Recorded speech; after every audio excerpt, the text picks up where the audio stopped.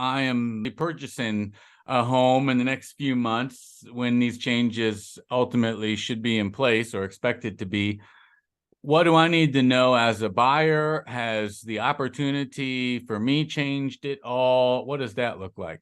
The biggest thing for the buyer is that we now, as agents, need something in writing, which they had urged us all along to do that. But many agents would receive a phone call on a property or come show me this property, and they would run out and show it.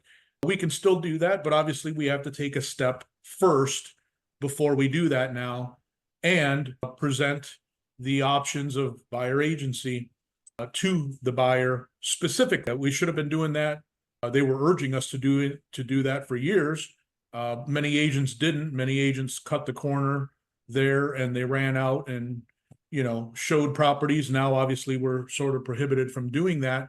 So I'm looking forward to these conversations with buyers and obviously proving value and showing them that an agent is more so something of representation as opposed to just a door opener. So would you say that this is going to allow the better agents, whatever you determine that to be, do you think that it's going to allow the cream to rise to the top? Yeah, and I don't think it's such a major change that agents should fall out of the business because of this change. In fact, if they're following along, they should get stronger. But if they were agents that were just cutting corners to go open doors, yes, I think they're tremendously subject to falling out of the business because they never really learned the proper structure. But as long as they have that conversation before they go open a door about representation and earning that buyer's trust, getting a signed buyer's agency agreement, and you can do that for one property too. You can say, you don't know me, I don't know you, I can unlock this door for you today, but I do need something in writing. I can make it for this property only. And if you continue to move forward, then we'll either update it, we'll redo it, but you still have to have that conversation.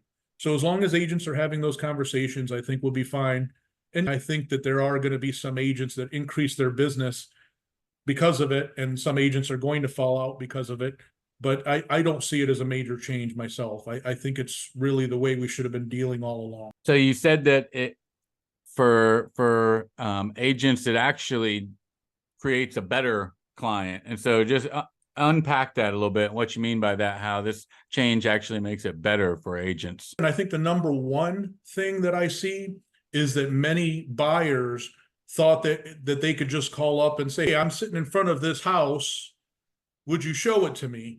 And while many agents did run out and do that, now we are forced to have the buyer agency discussion before we go and unlock a door and meet someone.